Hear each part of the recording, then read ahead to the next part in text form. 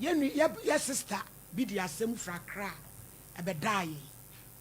na asem na fanyum tuni kase pa ya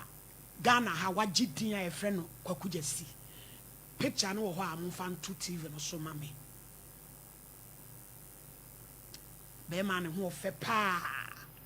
na ya wa ha yanka bi nshem ene your sister be from Accra say Kwaku Gyasi ne na wo na Kwaku Gyasi enhwa akra no di 10 years ti na che say asem no mu odene na me frɛ Anna sister no wa ha o frɛ Accra di akra no bai na me frɛ bra Kwaku Gyasi ono so bai na asem no sa da no said ye na 10% gina no nukure ni na edin tiki ye di ba ha ka wan hwe ka ba ko beku ba ko Kwaku Gyasi ni se onim sister yi wo baby a ti bi sa sister ni se bra ni wo sean ti na de ye be ya nse ti ye ni de bebe mu but Kwaku no odi traffic mu mo fra no maye se be ya mo je ne kasa na ye musa ni still ano ana it say ma ono so kakra me pacho se bibi aboko bacha em so de asembe dai bacha so right friend Kwaku Gyasi ono wawo bacha na akra na nya enfiedu nti de ba ya ne se na yesem koye di ani bacha na no asem we be me yahu irresponsible fathers na me ma omo wa omo hwe omo ma se ye no kra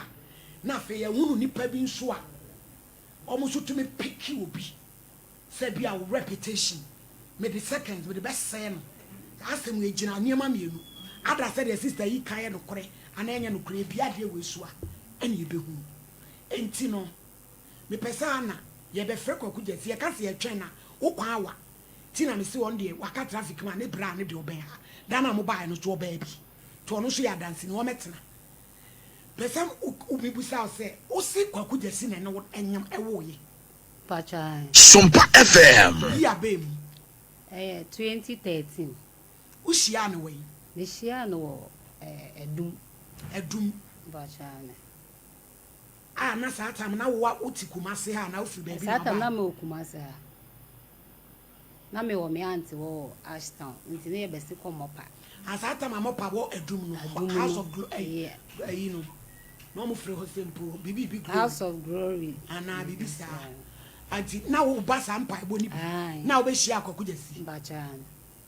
okay ena chese one wo kekan ye bacha je kwaye se empana sema bacha ti no yemfa ne so your boyfriend na yemfa ne say bibi omo kan one night stand bi adakope na woni nipa akoda na nyi sa be ma na se we no na yempana mo twempra relationship eze of friend me no ohia me na oje me number no so bisa so oba be no so be ye omo be ye bibi wo top ho sem de me ni ma de ko no so ye be ye den and am see you me be bomb pie ma ba mwanya no kasana mo pampa eboni bi na so you kisa dia ene me fa me number ma no ana me de me number ma no enti me po ma mfre me na me ni number enti ono no ofre me back no se me hia no me po bebi kro satam no me ba me ante ho enti na me akasa ha me nim baby areas baby na se me hia no ena me hia no enti na me kokwa no me ni baby enti taxi driver no se me fa ma no na ono ne nkasa na che se ono ko hia ono me ko hia no ena second first and second enti third one no ena me friends say your friend say me ma me ho fa no enti say me ko na me friend ka chen say me ma me ho fa no enti ye say me mra enti me ko no so okay me enti ono po o say na yi ba bi first confidence o say den e wo kwan bi ho sa no ko ba ho no me ko ba ho enti me ni no po na edi fufu wie ana me de me wie na me ko ye pacho ana onyem ye no o ma ne ya awe se wanyensen ye me frɛ no e ka kire me frɛ no enti no so wa ye busy obe frɛ me asem ni na be ho no kwan me frɛ no na so wa ye busy enti obe frɛ me na me papa nso frɛ no ka kire ne se wonyem me papa frɛ no so wa ye busy obe bi enti obe frɛ back na ya anti ne nka biu enti later on me fra ekobi amfa me fra obi ekobi amfa ena me ba kuma asentim be hwehwe na danfo bi musician fo ni bi papa ni po wo sesi a ena me ka chen sesi na aba na me fra ni nua na minya no nti so onhwe se obenya ne no afre no so onu po ntan transi na we de nya ye de na emri bi onu ko share program bi nti we de oje me na aba in case so SOMPA FM obeba maso ate ena mso okay ena me de me koye nti me papa so frɛ saa ye nya no na ye to ya adwunum me de me to ma adwunum na ja me start bibi me say me ye adwuma na me to ma adwuna omo so mu na mo ma de nti wo hwa na me papa so no e say esa trace ni bio ena me na me papa ye ba ha ya me still na ye hunu kwa no kwa nti e wo mu na me number na me use wo last one ye 33 nti na no nko wo fra ekọ obi amfa ena na danfo bi ye friend no Africa ena bibisa eyo otu ni nua nka na so na se kro aba ho ekọ na mse am wona number bi na ya me fra man ka hwe anche no ba mka chese mo number bi ya me fra enko ena so okay saade a ene o wona number nti be ma me na ma try no so ahwe ono bisa mse bibia na mse onye bibia man ka hwe anche na o de ma me nti o de ma me no eno me fra na no koe ena me de man papa say number no emse ba ko no fra nti emse we mum na o ta yusu na nti o fra ena papa friend nti o friend no nya na o se a na o kai say me bi me fra o me say me fra o ena also be friend me back one friend me ena o say tam be na papa boy iye no ma no say de ni refiu no on kai mpompo onim ni pakrompo na papa say say me am fra wa anka nya wo kan because me am fra o that time me fra o e ma me no kasai ena o say we refi okay ene ye ntwa so nti me frɛ me ba no ena o frɛ me na o say you wo no afrɛ sa wanya no nti me mfrɛ ena me so me frɛ me satam no kra na me ma sha ase ene ne chat dada so ati ase na one ne chat na me ne chat no wo na bi wen chat ni bi wen me phone na em say ayi eti de titi ni ti a o me say akola no Kwaku Gyasi ena ane ne wo yi ai but o bani ni sika da ena me ka say that ya friend no ka say wo ye bizo be friend eno ano no 10 years nti me kwa me didie mo so ye dan yo onim nti me ya na ma ye mbibia okay nti say enye me enye me papa mpoda ka me mpoda me se me dan papa say be ma one ne nyinse etiase na wo nka ncha kwa wo say akwa ne papa wu esa be ha kwala no nti man ye hu se akwa ne papa wo ho se me man frɛ na anka nam se de wo frɛ na onfi ahomtew atete nti me fan se me nso me so we de ma de ma be hia nti o me ntwa so na papa so ye twa so nye yi so far as o te ase no ye twa so nye yi nti saa de a me papa po no yi mo number ma me o se saa de me fa mbo mama ne ye nhwe SOMPA FM so no ana se no abusuafo ada Kwaku Gyasi ba me office no aho asam na nwanwa asam o mu ni se oso onim sister yi na oho ena sister yi friend se opeso one ne ye nwom collabo enti Kwaku no ka kire ne se ene oye ready a o studio bi a omo ye nwom no okumase enti maami mra unfortunately em se day na maami ni bedu kumase na Kwaku nsu di kumase no watu kwan to one sister ya ni enhia bi enti asam na koye esoro se me ne wada ena me ne wawo me pa cho ne ma nwom asem no ba mu no enu mpo de ebetwa mu obi na frame me enwom time no na sa time na woni na wo ne ya wo dada na me ne chat mpo no mpo se me mra eti na wo friend se mo ba enwom no onim so ne wawo no onim onim ena me ba na me catch na o se onu mpo se o outside nti oba mama aba no ape bibia ma mai de maye na mso okay na enwom no empo de secondary matter later na me ko bebi ko to nwom ena obi hu me na o se o menwom no ye ne de obi san so wan na to na mse me na me compose ye na o se ye be ya me record na me fa ma no be ya ma me obi san so ma trend na mse an ena media no tu mu ti anu po de enka ye case no ho okay nti later na me ka chi na o se o sa de obeboa me nti me kwa me ni ma yi na o se o na danfo bi engineer friend no Dambasti said nti dem be friend no na me nka nkyere no na me ka che sa adenti na ono mo mu onem SOMPA FM no so oni be ma de oya de onya ade gidigidi onya abotre nti de ma men ka hwe nkyere no me nko na later be to am nti onu po na ofre dambasti e ma me ye fe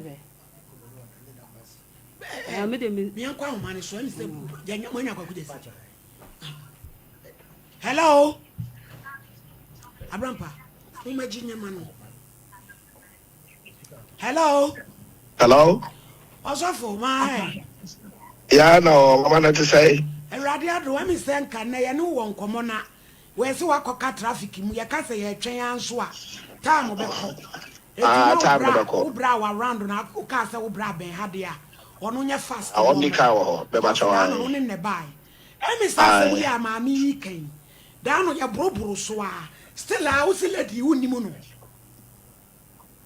da bi minim no baby a minim no baby a me first time I'm be share no ye e da oba studio wa o frame ma me buy no o say obo mama ne bia na me yesa ma ne mra because na me pese me hu no say what to say so to say minim no da minim no baby a da me share no baby a da the first time I be hu no na I studio wa na me buy no aha me pa cho Kwaku e hello ma me buy na o say ofre obi so person na wo ye nwom no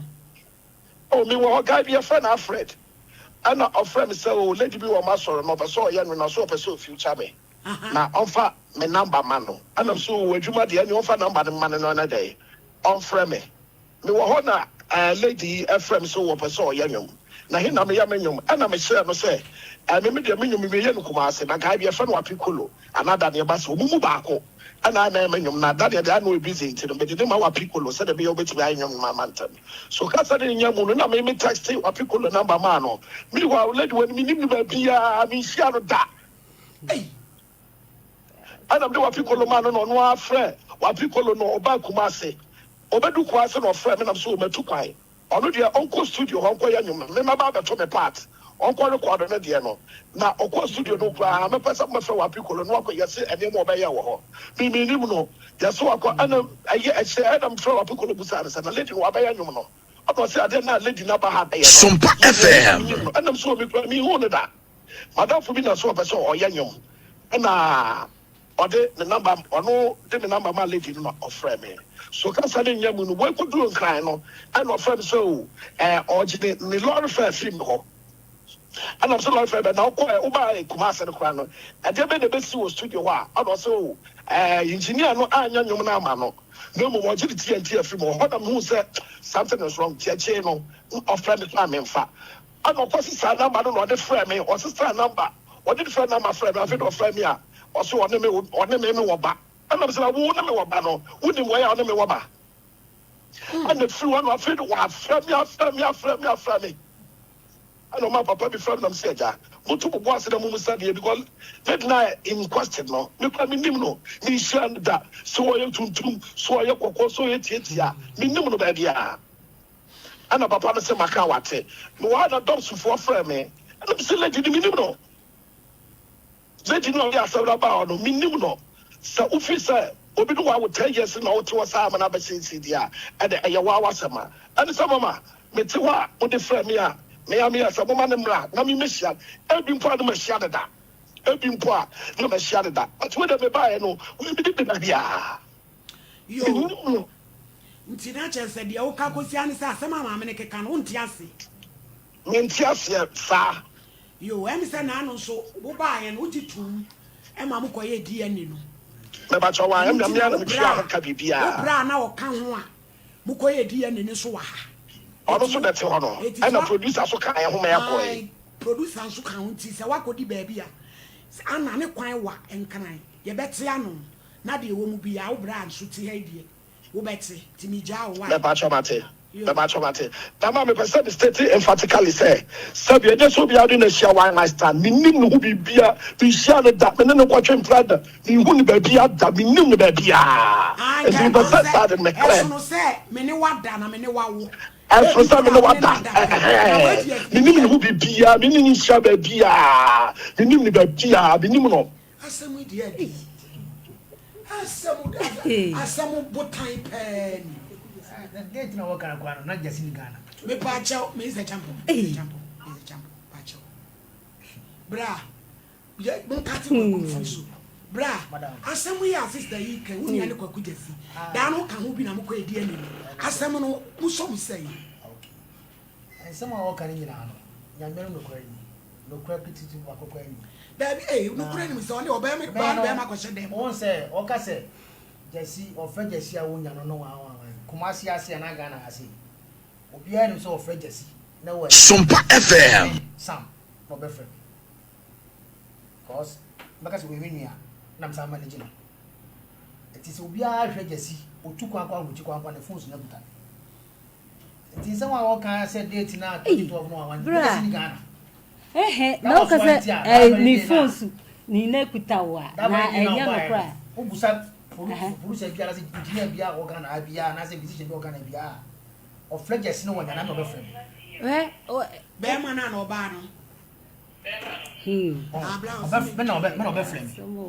so what I say enti asem a organ de entron kwa na organ but asem ka na bia kwa die ni ti ma die ni no o ti ana ma nyina ya hudi wo chese edie na bra e be ba se obi no obi nko dada na obe soli fin kran aba se wo bra ne na wo enne ma ne nwanwa no nti mi unu se bibi obi su atache su na bia bibi o push ni dia die ne mema ya hu no kre wo mo ma me nwomo edum be bo na we ne be fa Kevin mo pa nwomo ma mi o na we hear music ihe ko ma ya nwomo wa mo papa mo ya nkasa no ma ya sita mo ne yefo what's mo Kwaku Gyasi nyo say time e bo ni yefo ya ka onu ko an kama say abi de mo ko hwe na me nton ade me hwe na for DNA report na ye ma me ma efenti enye doctor nko wo yo bia wo ye light nkakra bia wo betimi akan na wo ba DNA report you so ekoye no blueprints e ho ne ekoye ye ahanu resource DNA systems that system we ni kire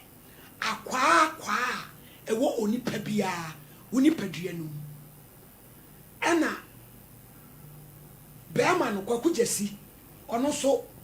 ne jeans yamfa ne se ni mogya mu no ono ne de na eto aso no ena ana enso de na eto aso no ena akola ne friends say bless ono so ne die ni na de tie nie se DNA no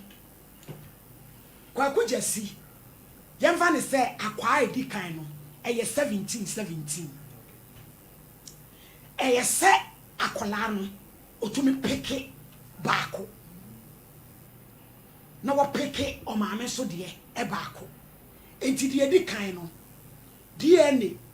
systems no de edi kan Kwaku Gyasi ekuta 17 ana ekuta 14-16 ti ese akoda no tumi peke Kwaku Gyasi 17 ni baako no peke ne maame so SOMPA FM akola no peke de o peke 14-16 na chese a peke ne maame 16 no but one peke Kwaku Gyasi 17 no wo wi a ye de be ma wo don't worry ye de be ma wo na ma de atosu mienu Kwaku Gyasi ye 15-18 ana ye 16-17 enti ye behwe se akora no wo peke ya akora na peke 16-16 yes wa peke ne maame de baako wa fa Kwaku Gyasi baako kra eti e bia papa kro no e de na wa peke no ye kɔ ye nim ye to aso de atoso me ensa ana Kwaku Gyasi ye 11-12 ana so ye 12-13 ye hwe bless for 9 no peke ne maame 13 wa fa Kwaku Gyasi hwe ye hwe de to aso eye Yandel 2 akwa bi yesi e no ye baako pe ene wo ni padua ni ntia ndi obetimi apeke sa akwa no fa eno no 2 no eno de ye baako pe obi a obi ye to aso na ye mrai AM ena XY chromosomes eno so Kwaku Gyasi de no ye ana enwe wore kra de be ma XY ana de XX eti eno so akola no opeke X no opeke ne maame de no eti yakase ye toatoa SOMPA FM wa yenko in conclusion abeje kan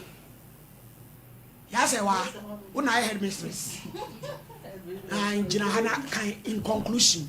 kan no obi enti ka kwetena mic ma kwetena is the champion na kan e wo mic ne mai e ya upa na bom na ye ne dia ne unya koye wia unhia doctor unji nimdia kakra bia wo betimi me ba bia na hia me ye in conclusion in conclusion hono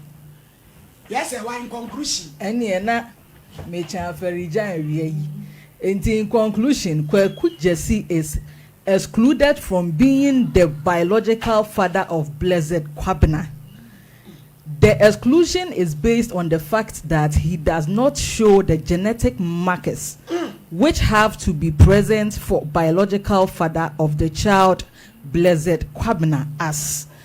multiple DNA systems. Therefore, it is practically proven that Kwaku Gyasi is not the biological father of Blessed Kwabena. The genetic data are in accordance with Anne Charlotte being the biological mother of the child Blessed Kwabena. Ye wie yen so ye tintimu a ya sensan na kire se tintontan akwada no enye Kwaku Gyasi eba. Abusuafo ana enye ne ba se den ne menti asio eni edi e nani ni yade ma ope pride we ni na be ma enye ne ba there be send the edi e be twa photocopy ato twa na fama Kevin ti an me the person sister ana bibia wo ye okay me okay because asem na nwanwa enye ne ba bra asem na wo kafa semi the mechanic say edu rem say ya asemo one nyakudra fat enyi na o say o odi hwemra do da bi do odi ana ibi kra no woni di na wo mantemu amanfo ni mu no bi say to so a yes enye we nipa SOMPA FM mama be predi hu ajeje ya yi nti ya na esuro say ile ti obeja ya no woni amemfe wa kwaji obi ba ni ehwe no so enti edu rem say ya message say obi a we be na bia say kwa nipa nyakukudro da bia na blueprint dia wo boa pasa ko India one sharp anete me tufu ade a wo ye no one sharp brand obetimi asiu no dey say because Abraham eba obi had and repetition say so what me kakwada wo dey control social media because se me nim na aka silent is god silent be ho e kota silence be ho wa e ye kota yet yankasa silence is god ni egu obi ani mu ase a o me ya no ni egu no na wo be hu na ye nsem kakra enti ememe samu wo ho no obi di asem betetalo se wo ne wawo jika ensuro na kwa edi ani wo mo de nyare eni pade yampo wo de ye no obi ndu obehwe obi ni ati obi moja ni ye hye ana ade a wo ye no so wa hwe ya baby abra edu pechina no enya papa because Kwaku Gyasi no ordinary person oye obi ani panimu no debi no bi o ka chem se oni me da wo so hia wo da wo so anu akoda no anyo dia ne so sa asem nya no kore on hia me da oni me da esoro ana esoro me no wada ena esoro me no wawo ti na me busa no o se debi me de bra ya no babia ene kwa ye babia ye waka kwa no foforo because we do me jindi aba e wo he so wan hwe ya bra sister bra no omo be hawo me dia me kan omo to me ha me o wa mo be hawo omo to me ha me wa pick plan say bia pese gu na ni mu afi me pese gu na ni mu afi what there wo ye die anu otin what there ho me pese gu na ni mu afi what there ho ade a wo ye ne dia sister nti minim na meka se minim no man anu na edin kasabra case na anu na edin entan be say police case ye de ebe mu no okay na ye no court case cause la no do ya no nyachi aha what yanche no mo serve no very good now so on the blueprint ye accurate and compare fako India resource na ne beba no ye starting some panko mu because of me mama fit no ma ye di ene si nyina be ka so pa fako ye ne India bra do se o ma hunu aka no pepe star ade na what for jitum na pachawo mempa cho min di for ye ene on do be kokko because ya wo ye no wa shada pe so gu bra ni se me gu minim na nka me se minim no me gu dani ma side eh wodi me se me gu dani ma side ono no o twa ntro ono se onime onimo ba bia ominimu na soro me ne wawo wonimu no o se onime ba bia onime date da onime ye dia wo ka no fashion wo bisa asoro me minimu me ne wa chempana ena me ne esoro me ne wawo ena de akora ho aba ena se wa na wonim wa ba wa no onim ni ku na bi je se enkrofo dey eti asam no bra fesi na ya beja formula kaka me ta twa to ne se je wo si ye ne de asam ne nyanja ba to ya court be because onya na ju show the cash na ba bia ya why na ju show the ko wo asam ne mu yi o die na prove o so sla no abro se ka se Kwaku eni ba bia Gyasi tununi na me nsha ba bia da o so tinchina afere oni mo wo na wo ka se oni ba bia wo na wo ka nti bia ma ready ti wo de bia mo ba ko bia mo frɛ me and as say police ai baby e ba kwa kwa kesi bi enko nko because me so me se me date do so so date me so me ntiase me ntiase wo ho me ntiase obi o date na o ka nyina emfa emfa se dey date wo ka se wo shi Kwaku nyina no na Kwaku ni emfa se dey na se ntro na midi fa je kwa so date ntro na midi mo na makabo mai ba ko mo na makabo ya ba ko na pesa mo sem na mu ntumi se me se mo na makabo aye ba ko na mu di ma bra bo chi baby apen fa ko mai ready fa ko ya fra me ambe ko osi onimi nti no ya de no so be gu ho osi onimi da e no ne me da e no onimi nti ya de no so be gu ho me de ka ko pese wade ho na be se me se we de no wo na minister for order ana ade a wo ye no me enka no prebi nkyerɛ jai de wo ye no so obi na asoma wo obi nsuma me ye no kure na me ka no obi nsuma me ye no kure no na me ka no obi ani wo asoma me ɛna sɛ be me gina ha no me ye bodamfo na sɛ minim obi ana sɛ me ma wo wiase nyam minim no ana sɛ onim ya na ma be gina ha wo ɛda no wo obi po anya no ho sen no na de image no musician bebrebe no ɔno ɔsen ɔmo nti bi nim na majimi na mabaka hye bi nim na me twa asamata no so Mr. Champion mo trans ma madam but mo man nko ne mo police me na report to game ni me ali mo just say police case in the police case na nti ya because you all pass oko and just say na sere mo madam asi ko yi we ni bre me ai no resource so we wo se me dia ni te bema ani bre onimia me se enchechecha sentwanu na bedadi enti eno ani ehwe police report ye me de emfa ho police enchechirem o kwa eden na ba me cheche masem o wa busuya me sumo abusuya nti o se onimi e kwa ye o se ofa so se onimi kra me podi o hia me onim na no ko se onimi panti mpo eno onim de we me sit na me na me ma form asama me de se bia o se bia nipa no ne na date pen anu gina na we di oso onimu ba bia oso ba enu se onu koda hotel bi adum Royal Hotel yes adum onso hotel bi akwani wa ye friend sa na eno kra Royal Palace Hotel bi wa oya we papa wa sheda oya we papa ya wurade oya we as a wiki my lady wiki there wiki way my lady papa wa sheda so no so onimi oya we papa wa sheda oya we Mami call to na be no ma stop because why see the busa say minimum the crowd watching Kwaku Gyasi ni my lady they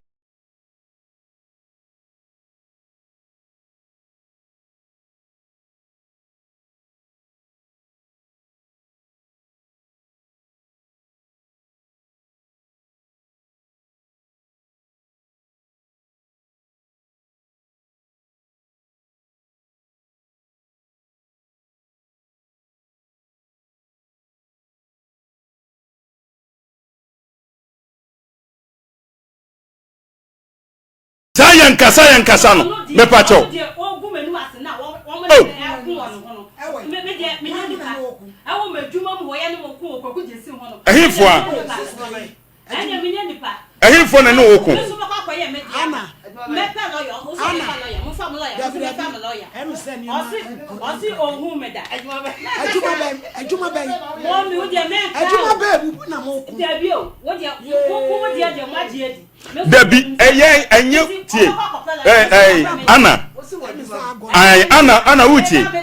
o be fa krata ma me sa krata we say enu na sem ye gina Kwaku Gyasi sabi malady makoye